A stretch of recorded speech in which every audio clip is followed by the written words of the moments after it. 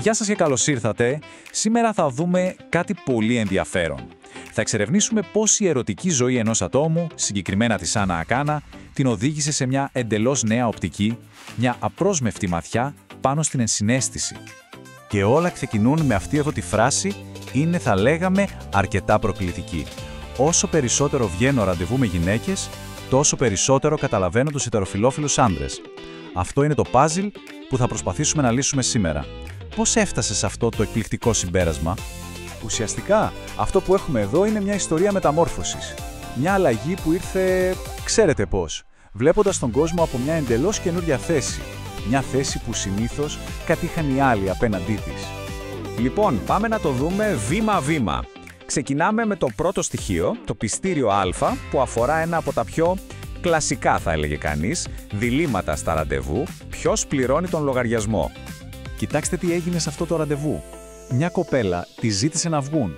Όταν ήρθε η ώρα για τον λογαριασμό, η άλλη τίποτα. Καμία κίνηση να πληρώσει.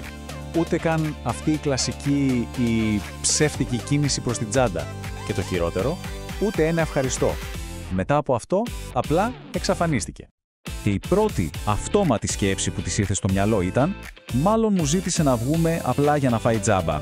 Αυτή η σκέψη ήταν η σπίθα που άναψε τη φωτιά, γιατί την οδήγησε σε μια στιγμή σχεδόν σοκαριστικής αυτογνωσίας.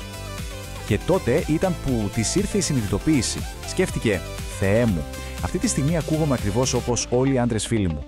Εδώ είναι η μεγάλη ανατροπή. Εκείνη τη στιγμή κατάλαβε ότι ένιωθε ακριβώς την ίδια απογοητεύση που άκουγε από εκείνους για χρόνια. Και εδώ βλέπουμε την τεράστια αλλαγή στην οπτική της. Το παλιό επιχείρημα ήταν πάντα το ίδιο. Εμείς, τα κορίτσια, θέλουμε ώρες να ετοιμαστούμε. Αυτή είναι η δική μας επένδυση. Αλλά τώρα η νέα πραγματικότητα ήταν αλλιώς. Ήταν και οι δύο κορίτσια. Και οι δύο είχαν περάσει ώρες για να ετοιμαστούν. Οπότε το παλιό επιχείρημα απλά κατέρευσε. Η αίσθηση ότι κάποιος σε εκμεταλλεύεται ήταν πλέον ολοζώντανη. Πάμε τώρα στο δεύτερο στοιχείο, το πιστήριο Β. Εδώ το θέμα είναι ένα αστείο και η πίεση που κρύβεται πίσω από τις ρομαντικές προσδοκίες. Λοιπόν, φανταστείτε τη φάση. Είναι σε ένα άλλο ραντεβού, η κουβέντα κυλάει χαλαρά και κάποια στιγμή αναφέρει ότι η γάτα της φαίνεται να συμπαθεί το άτομο με το οποίο βγήκε. Και τότε, από το πουθενά, η άλλη πετάει το αστείο «Α, τέλεια, καλύτερα να πάω να αγοράσω νηφικό τότε». Ένα σχόλιο που άλλαξε αμέσως όλη την ατμόσφαιρα. Και κοιτάξτε τώρα την αντίθεση. Στο παρελθόν έκανε και η ίδια παρόμοια αστεία σε άντρες, ξέρετε, νομίζοντας ότι είναι απλά κάτι χαριτωμένο, ότι κάνει πλάκα. Τώρα όμως που βρέθηκε στην άλλη πλευρά, τότε κατάλαβε. Ξαφνικά, όπως λέει, κατάλαβα τον πανικό. Την πίεση που μπορεί να δημιουργήσει μια τέτοια κουβέντα, ακόμα και αν λέγεται για πλάκα. Και φτάνουμε στο τρίτο και τελευταίο πιστήριο, την ασυμφωνία. Εδώ τα πράγματα γίνονται λίγο πιο περίπλοκα και έχουν να κάνουν με τις προσδοκίες για τη σωματική επαφή. Ας δούμε τι συνέβη. Πρώτον, υπήρξε μια πολύ συγκεκριμένη πρόσκληση. Μια κοπέλα τη ρώτησε ευθέως: «Θες να έρθεις μέσα να φιληθούμε?» Ξεκάθαρο, σωστά. Δεύτερον, η πραγματικότητα. Αντί γι' αυτό, κάθισαν στον καναπέ και απλά μιλούσαν μέχρι τις 3 το πρωί. Και τρίτον, το αποτέλεσμα. Ένα αίσθημα απογοήτευσης. Μια αίσθηση ότι η υπόσχεση δεν τηρήθηκε. Το διατύπωσε τέλεια με αυτή τη φράση.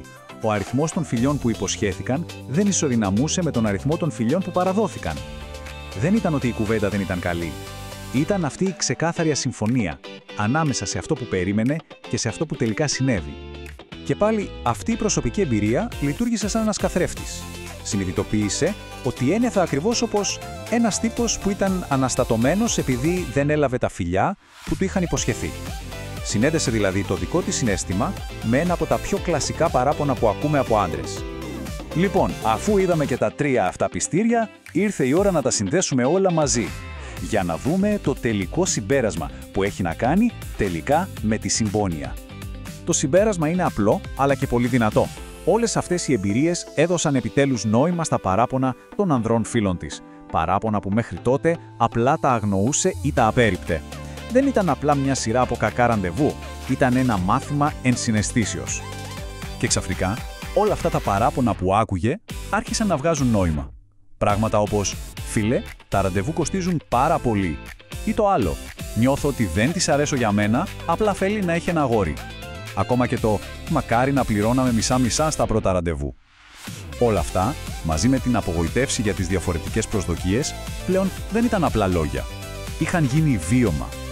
Και εδώ βρίσκεται η ουσία όλης της ιστορίας, όπως το λέει και η ίδια. Κάθε εμπειρία που διευρύνει τη συμπόνια και την κατανόησή σου είναι μια εμπειρία που πιστεύω ότι αξίζει να μοιραστεί. Η αξία λοιπόν δεν ήταν στα ίδια τα ραντεβού, αλλά στη γνώση που ήρθε μέσα από αυτά.